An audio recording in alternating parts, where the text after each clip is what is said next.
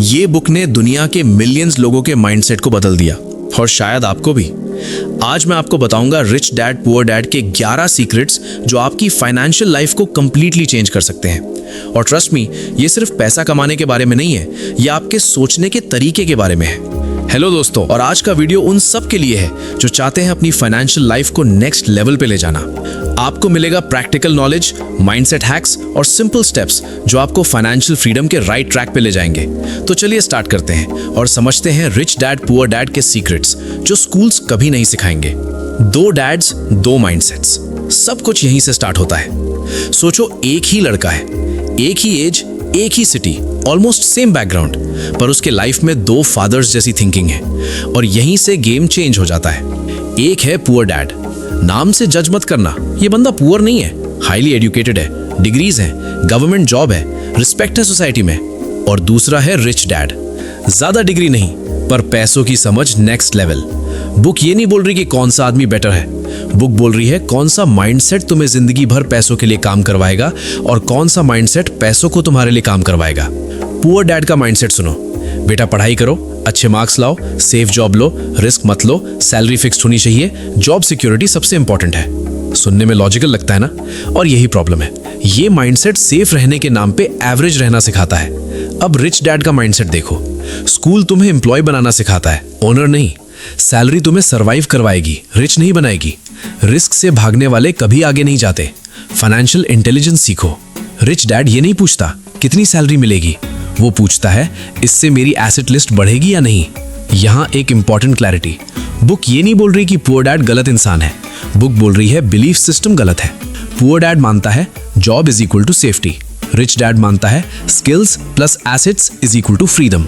और जब तक तुम्हारा बिलीफ ये रहेगा कि अच्छी जॉब मिल गई तो लाइफ सेट है, तब तक तुम EMI के लिए काम करोगे, बॉस के मूड पे डिपेंड रहोगे और रिटायरमेंट का वेट करोगे। इस चैप्टर का कोर आइडिया एक लाइन में, TTD, तुम जो पैसों के बारे में मानता हो वही तुम्हारी फाइनेंशियल फ्यूचर डिसाइड करता है। अगर तुम मानता हो पैसा ईविल है तो पैसा तुमसे दूर रहेगा। रिस्क खराब होता है तो तुम कभी ग्रो नहीं करोगे। सैलरी ही सब कुछ है तो तुम कभी फ्री नहीं होगे। और अगर तुम मानता हो पैसा एक टूल है, रिस्क मैनेज किया जा सकता है, एसेट्स फ्रीडम देते हैं, तो गेम ही अलग हो जाता है। ये चैप्टर पैसों के बारे में नहीं है, ये तुम्हारी थिंकिंग को एक्सपोज करता है। और एक कड़वी बात सुन लो, तुम्हारा फ्यूचर तुम्हारी मेहनत से ज्यादा तुम्हारी सोच से डिसाइड होता है। Number 2, the rich don't work for money. ये लाइन सबको चुभती है। जब पहली बार तुम सुनते हो the rich don't work for money, तो दिमाग तुरंत बोलता है बकवास है, अगर काम नहीं करेंगे तो पैसा कहां से आएगा। और यही रिएक्शन प्रूफ है कि कंडीशनिंग कितनी डीप है। पुअर डैड का माइंडसेट सिंपल है, work hard for money. School से लेके कॉलेज तक यही सिखाया जाता है, पढ़ाई करो, डिग्री लो, जॉब लो, सैलरी लो, जिंदगी चलाओ। प्रॉब्लम ये नहीं है कि ये गलत है, प्रॉब्लम ये है कि ये सिस्टम तुम्हें एक हैमस्टर व्हील पर डाल देता है। तुम चल रहे हो, थक रहे हो, पर कहीं पहुंच नहीं रहे। रिच डैड का माइंडसेट उल्टा है, make money work for you. मतलब क्या? मतलब तुम अपनी एनर्जी बेच के पैसा कमाने के बजाय ऐसा सिस्टम बनाओ जो तुम्हारे बिना भी पैसा जनरेट करे। जॉब इज इक्वल टू तुम काम करोगे तब पैसा मिलेगा, सिस्टम तुम सो रहे हो तब भी पैसा आ सकता है। यही फंडामेंटल डिफरेंस है। अब बुक यहाँ एक ब्रूटल ट्रुथ बोलती है, मोस्ट लोग काम इसलिए नहीं करते क्योंकि उन्हें पैशन है, वो काम करते हैं 2 इमोशंस की वजह से। 1, फियर, पैसा खत्म हो जाएगा, EMI है, घर का खर्चा है, सोसाइटी का प्रेशर है, इसलिए लोग जॉब छोड़ नहीं पाते, चाहे वो जॉब उन्हें मार रही हो। 2, डिजायर, चीजें खरीदनी है, phone upgrade, bike, car, lifestyle दिखाना है। सैलरी आई, खर्चा बढ़ा, फिर सैलरी चाहिए, और ये लूप कभी खत्म नहीं होता। इसे कहते हैं रैट रेस। तुम दौड़ रहे हो पर जीत कोई और रहा है। और सबसे डेंजरस पार्ट, इस रेस को लोग नॉर्मल लाइफ समझ लेते हैं। रिच लोग यहाँ अलग गेम खेलते हैं। वो पूछते हैं मैं कैसे इनकम का सोर्स बना सकता हूँ, मैं कौन सा सिस्टम डिजाइन कर सकता हूँ। सिस्टम हो सकता है business, investments, royalties, digital products, equity ownership. उनका फोकस होता है नॉट कितनी सैलरी मिलेगी, बट ये सिस्टम मुझे फ्यूचर में फ्री करेगा या नहीं। एक रियलिटी चेक सुन लो, अगर तुम काम ना करो तो पैसा बंद, तो तुम फ्री नहीं हो, तुम सिर्फ वेल पेड स्लेव हो। Hard truth but true. इस चैप्टर का रियल लेसन है पैसा तुम्हारा बॉस नहीं होना चाहिए, तुम पैसों के बॉस बनो। और जब तक तुम फियर और डिजायर के लूप से बाहर नहीं निकलते, तुम जिंदगी भर काम करते रहोगे सिर्फ सरवाइव करने के लिए। सच बोलूं, स्कूल और कॉलेज तुम्हें पैसा कमाना नहीं सिखाते, वो तुम्हें नौकरी पाने लायक बनाते हैं। मैथ्स पढ़ाई जाती है, हिस्ट्री पढ़ाई जाती है, साइंस पढ़ाई जाती है, पर एक चीज जो जिंदगी को कंट्रोल करती है, पैसा, उसके बारे में कोई बात नहीं करता। और फिर हम शॉक्ड होते हैं जब डॉक्टर्स लाखों कमाते हैं पर ब्रोक होते हैं। इंजीनियर्स अच्छी सैलरी के बाद भी ईएमआई में डूबे होते हैं। एग्जीक्यूटिव्स रिटायरमेंट के टाइम पैनिक करते हैं। प्रॉब्लम इनकम नहीं है, प्रॉब्लम फाइनेंशियल लिटरेसी का जीरो होना है। बुक यहां एक डेंजरस मिथ तोड़ती है। High income not equal to rich. तुम 1 लाख कमा सकते हो और फिर भी गरीब हो। तुम 30,000 कमा सकते हो और फिर भी फाइनेंशियली फ्री बन सकते हो। डिफरेंस पैसों की क्वांटिटी का नहीं, पैसों के फ्लो का है। यहीं पे आता है एक वर्ड जो स्कूल में कभी नहीं सुनाया गया, मनी फ्लो। मोस्ट लोगों का फ्लो ऐसा होता है, salary, expenses, zero balance, next salary का वेट। चाहे सैलरी बढ़ जाए, एक्सपेंसेस भी साथ बढ़ जाते हैं। इसलिए इनकम बढ़ने के बाद भी लाइफ सेम ही रहती है। फाइनेंशियल लिटरेसी का मतलब क्या है? फैंसी वर्ड्स नहीं, सिंपल चीजें। 1. एसेट्स, जो तुम्हारी पॉकेट में पैसा डाले। 2. लायबिलिटीज, जो तुम्हारी पॉकेट से पैसा निकाले। 3. कैश फ्लो, पैसा कहां से आ रहा है और कहां जा रहा है। बस अगर ये 3 चीजें क्लियर नहीं है तो तुम अंधेरे में गाड़ी चला रहे हो। और यहीं एक ब्रूटल लाइन सुन लो, डिग्री तुम्हें स्मार्ट बना सकती है, पर फाइनेंशियल लिटरेसी के बिना तुम फाइनेंशियली ब्लाइंड हो। ब्लाइंड मतलब तुम कमाते रहोगे, तुम खर्च करते रहोगे, तुम कंफ्यूज रहोगे कि पैसा जा कहां रहा है, और फिर बोलते रहोगे पता नहीं यार, पैसा टिकता ही नहीं। रिच लोग पैसों को इमोशन से नहीं, नंबर्स से देखते हैं। पुअर लोग पैसों को लाइफस्टाइल से देखते हैं, और यही गेम खत्म हो जाता है। इस चैप्टर का रियल टेक अवे, अगर तुम पैसों को समझ नहीं पाओगे तो पैसा तुम्हें कंट्रोल करेगा। नेक्स्ट पॉइंट में हम सबसे इंपॉर्टेंट कॉन्सेप्ट पे जा रहे हैं, एसेट्स वर्सेस लायबिलिटीज, और ये समझ आ गया तो आधी लाइफ क्लियर हो जाएगी। चौथा most important lesson, assets versus liabilities. Robert Kiyosaki खुद बोलता है, if you understand this chapter you understand the book. और ऑनेस्टली 90% लोग यहीं फेल हो जाते हैं। सबसे पहले डेफिनेशंस को इमोशनल मत बनाओ, ये रियल एस्टेट क्लास नहीं है, ये कैश फ्लो का गेम है। एसेट क्या होता है? जो तुम्हारी पॉकेट में पैसा डाले, simple, no drama, no status. Liability क्या होता है? जो तुम्हारी पॉकेट से पैसा निकाले, बस। अब यहीं पे लोग ट्रिगर हो जाते हैं, क्योंकि बुक बोलती है most people buy liabilities thinking they are assets, और एग्जाम्पल सुनते ही ईगो हर्ट हो जाता है। पर्सनल हाउस, सोसाइटी बोलेगी एसेट है, बैंक बोलेगा ईएमआई दो, रियलिटी बोलेगी maintenance, property tax, repairs, interest. पैसा आ रहा है या जा रहा है? अगर जा रहा है, लायबिलिटी। इमोशन साइड में रखो, मैथ देखो। कार, गैरेज में खड़ी, वैल्यू गिर रही है, पेट्रोल, इंश्योरेंस, सर्विसिंग, फिर भी हम बोलते हैं इन्वेस्टमेंट है। नहीं, ये कंफर्ट है, स्टेटस है, एसेट नहीं। EMI lifestyle, phone EMI, bike EMI, furniture EMI, vacation EMI, salary आने से पहले ही उड़ चुकी होती है। ये लाइफस्टाइल नहीं, फाइनेंशियल ट्रैप है। पुअर और मिडिल क्लास का पैटर्न देखो, पहले सैलरी, फिर लाइफस्टाइल अपग्रेड, फिर एसेट्स का सोचना, कभी टाइम ही नहीं मिलता। रिच लोग उल्टा करते हैं, पहले एसेट्स, एसेट्स से इनकम, उस इनकम से लग्जरीज। यही डिफरेंस है। और एक हार्ड ट्रूथ, रिच लोग लग्जरीज अफोर्ड नहीं करते, एसेट्स लग्जरीज अफोर्ड करते हैं। तुम पैसों से कार नहीं खरीदते, तुम कैश फ्लो से कार खरीदते हो। इस चैप्टर का रियल मैसेज ये नहीं है कि घर मत लो, कार मत लो। मैसेज ये है, पहले ऐसी चीजें खरीदो जो तुम्हें फ्री करें, फिर जो चाहो वो लो। यही रीजन है कि हाई सैलरी वाले भी स्टक होते हैं, लो इनकम वाले भी रिच बन जाते हैं। गेम इनकम का नहीं, एसेट बिल्डिंग का है। और हां, एक लाइन लिख लो, अगर तुम एसेट और लायबिलिटी का डिफरेंस नहीं जानते तो तुम जिंदगी भर गलत चीजें खरीदते रहोगे। Number 5, mind your own business. Job तुम्हारा बिजनेस नहीं है। सबसे पहले एक डेंजरस मिसअंडरस्टैंडिंग तोड़ देते हैं। जब बुक बोलती है माइंड योर ओन बिजनेस, लोग सोच लेते हैं अच्छा मतलब जॉब छोड़ दो, स्टार्टअप खोल लो। गलत, बिल्कुल गलत। तुम्हारी जॉब तुम्हारा बिजनेस नहीं है। जॉब सिर्फ एक इनकम सोर्स है। तुम्हारी रियल बिजनेस वो चीज है जो तुम्हारी एसेट लिस्ट बनाए, तुम्हारी फ्यूचर इनकम सिक्योर करे, तुम्हारे बिना भी चल सके। जॉब तुम्हें पैसे देती है, बिजनेस तुम्हें फ्रीडम देता है। अब समझो डिफरेंस। जॉब का काम क्या है? बिल्स पे करना, daily survival, short term safety, इससे ज्यादा कुछ नहीं। अगर तुम जॉब पे ही डिपेंड रहे तो तुम एक ही जगह अटके रहोगे। बिजनेस का काम क्या है? एसेट्स बनाना, कैश फ्लो क्रिएट करना, लॉन्ग टर्म इंडिपेंडेंस। इसीलिए रिच डैड बोलता है, while working a job build your business on the side. अब ये बिजनेस का मतलब क्या है? हर कोई दुकान या स्टार्टअप नहीं खोलता। बिजनेस का मतलब स्टॉक्स जो डिविडेंड दे, बिजनेसेस जहां तुम ओनर हो, रियल एस्टेट जो रेंट दे, रॉयल्टीज जो रिपीट इनकम दे। कॉमन पॉइंट क्या है? तुम काम ना भी करो, पैसा आ सकता है। और एक रियलिटी चेक, अगर तुम सिर्फ सैलरी पे डिपेंडेंट हो तो तुम एक डिसीजन दूर हो फाइनेंशियल डिजास्टर से। Lay off, health issue, company shut down, game over. इसीलिए बुक क्लियरली बोलती है, don't depend on salary alone. Salary तुम्हें जिंदा रखेगी, एसेट्स तुम्हें आजाद बनाएंगे। पुअर माइंडसेट बोलता है जॉब सेफ है, रिच माइंडसेट बोलता है मल्टीपल इनकम स्ट्रीम्स सेफ हैं। और एक हार्ड लाइन सुन लो, जॉब तुम्हें बिजी रखती है, इसलिए तुम अपना बिजनेस बिल्ड ही नहीं कर पाते। Busy does not equal productive. इस चैप्टर का रियल टेक अवे क्या है? जॉब को छोड़ो मत, जॉब को भगवान भी मत बनाओ। जॉब का यूज करो एसेट्स बनाने के लिए। नेक्स्ट पॉइंट थोड़ा कंट्रोवर्शियल है, the history of taxes and corporations. यहां लोग पहली बार समझते हैं कि रूल्स किसके लिए बने हैं। Sixth, the history of taxes and corporations. Game किसके लिए बना है? जब भी टैक्स की बात होती है लोग तुरंत बोल देते हैं टैक्स देना देश के लिए जरूरी है। करेक्ट, पर सवाल यह है टैक्स सिस्टम सबके लिए सेम तरह काम करता है या नहीं? आंसर नहीं। हिस्टोरिकली टैक्सेस इनिशियली सिर्फ रिच पर लगाए गए थे। आइडिया सिंपल था, अमीर ज्यादा कमाते हैं, ज्यादा दें। पर फिर क्या हुआ?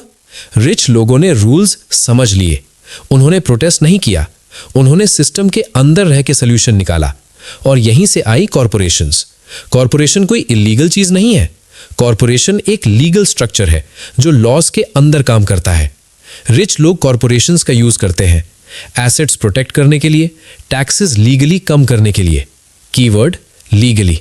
अब मिडिल क्लास का फ्लो देखो, मिडिल क्लास फॉर्मूला, सैलरी आई, टैक्स कटा, बचा हुआ पैसा खर्च, जीरो बैलेंस।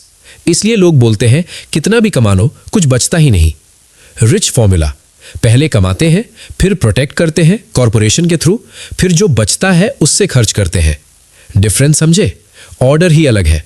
ये चीटिंग नहीं है, ये रूल बुक पढ़ना है। और एक ब्रूटल ट्रूथ, रूल्स उनके फेवर में काम करते हैं जो रूल्स को समझने की मेहनत करते हैं।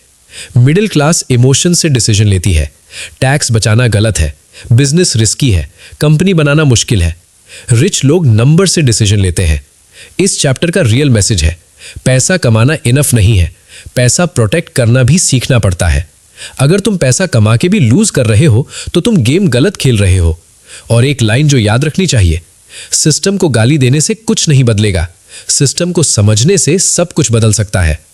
नेक्स्ट पॉइंट और ज्यादा अनकंफर्टेबल है, द रिच इन्वेंट मनी, क्योंकि ये लक वर्सेस स्किल का डिबेट खत्म कर देता है। 7. The rich invent money. पैसा मिलता नहीं, बनाया जाता है। मोस्ट लोग जिंदगी भर एक ही चीज बोलते रहते हैं, भाई मौका ही नहीं मिला। रिच लोग कभी ये सेंटेंस यूज ही नहीं करते। क्यों? क्योंकि अपॉर्चुनिटीज मिलती नहीं है, क्रिएट की जाती हैं। पुअर माइंडसेट क्या करता है? जॉब पोर्टल स्क्रॉल करता है, परफेक्ट अपॉर्चुनिटी का वेट करता है, सेफ चांस ढूंढता है। रिच माइंडसेट क्या करता है? प्रॉब्लम्स देखता है, गैप्स देखता है, डील्स डिजाइन करता है। डिफरेंस लक का नहीं, लेंस का है। अब सवाल आता है, अगर अपॉर्चुनिटी इतनी क्लियर होती है तो ज्यादा लोग उसे क्यों मिस कर देते हैं? बुक का आंसर ब्लंट है, लोग रिस्क पे फोकस करते हैं, लर्निंग पे नहीं। उनके दिमाग में पहले ये चलता है, अगर फेल हो गया तो, अगर पैसा डूब गया तो लोग क्या कहेंगे? रिजल्ट, अपॉर्चुनिटी आने से पहले ही रिजेक्ट। रिच लोग रिस्क को डिनाई नहीं करते, वो रिस्क समझते हैं।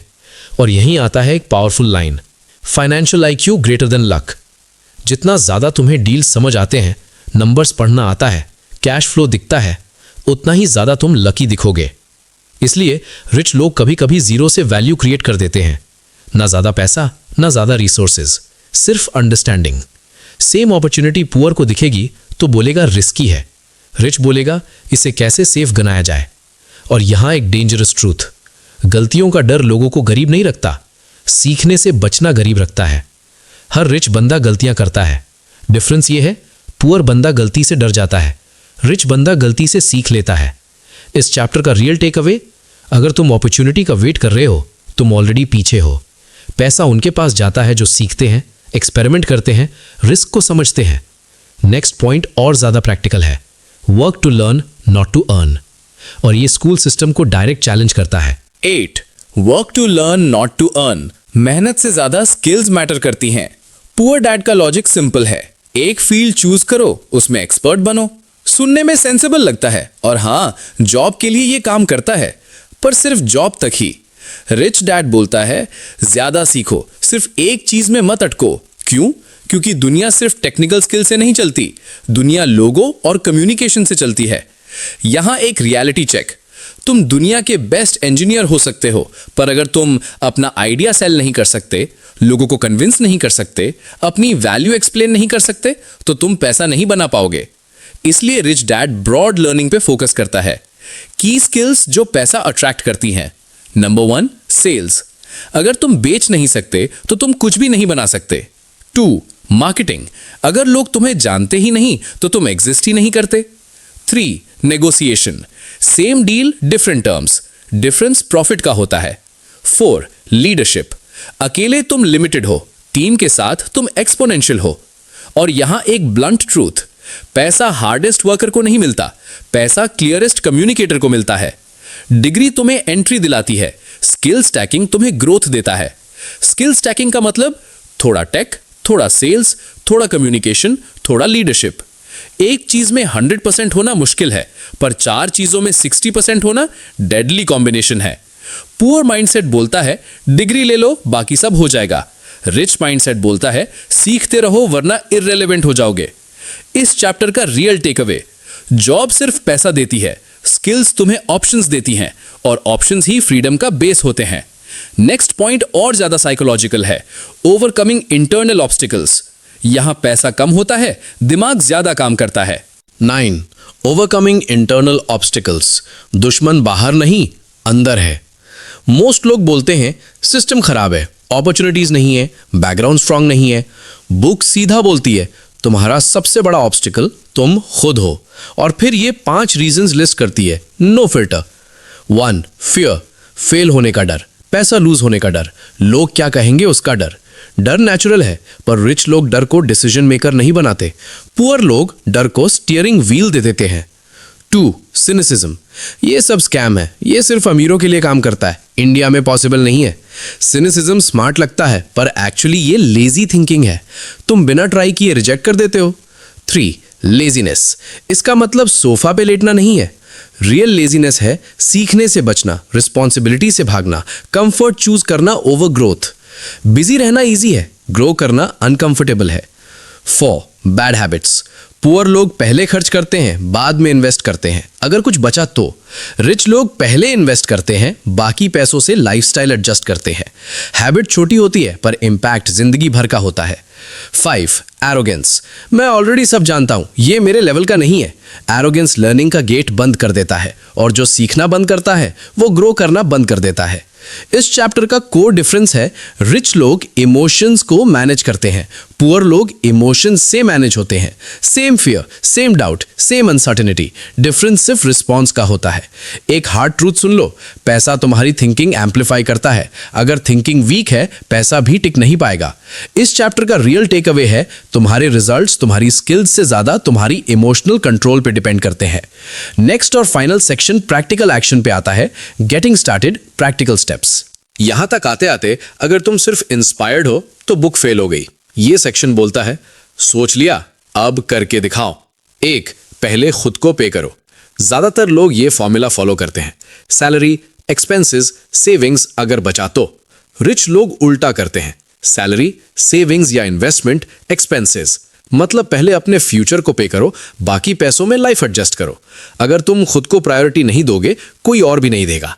2, जिम्मेदारियां कम करो। ये बोरिंग लगता है इसलिए लोग इग्नोर कर देते हैं, पर सच ये है, जब तक तुम्हारा पैसा लीक हो रहा है तब तक तुम वेल्थ बिल्ड नहीं कर सकते। अननेसेसरी EMIs, स्टेटस खर्चे, इंपल्स बाइंग सब कट करो। वेल्थ क्वाइटली बनती है, शो लाउडली होता है। 3, एसेट्स में लगातार निवेश करो। टाइमिंग का ऑब्सेशन छोड़ दो, कंसिस्टेंसी पे फोकस करो, थोड़ा थोड़ा, रेगुलर, लॉन्ग टर्म।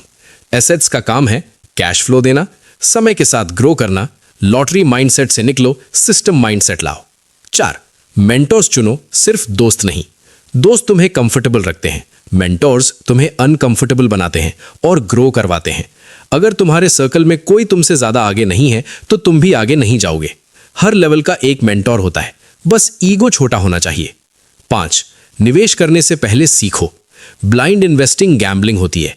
अमीर लोग पहले सीखते हैं नंबर्स, रिस्क, एग्जिट प्लान। गरीब लोग पहले पैसा डालते हैं, फिर होप करते हैं। होप स्ट्रैटेजी नहीं होती। 6, गणित लगाकर जोखिम उठाओ। जोखिम लेने का मतलब बेवकूफी नहीं है।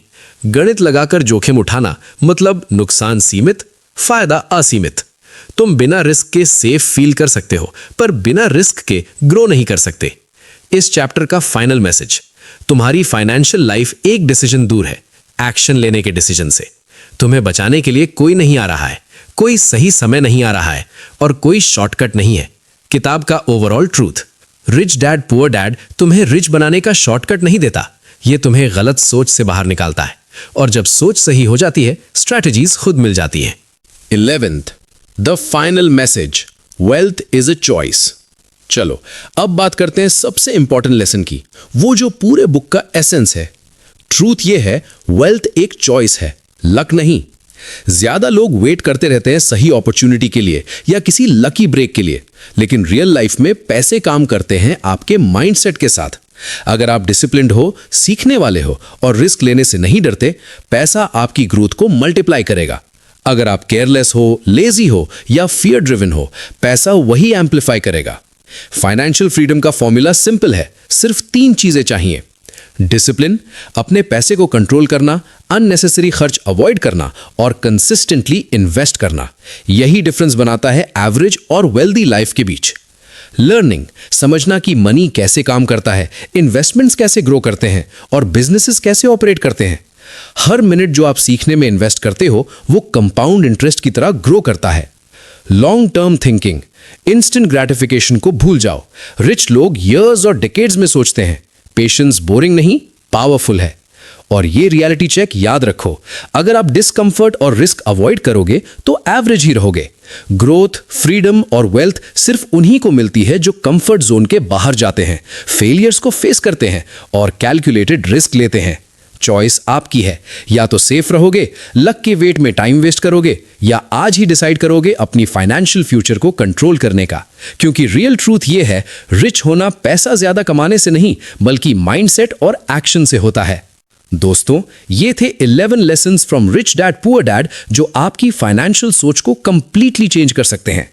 अगर आप फाइनेंशियल फ्रीडम और स्मार्टर मनी डिसीजंस चाहते हो तो अब टाइम है एक्शन लेने का। टिप, सिर्फ सीखना काफी नहीं, अप्लाई करो, प्रैक्टिस करो और अपनी हैबिट्स को अपग्रेड करो।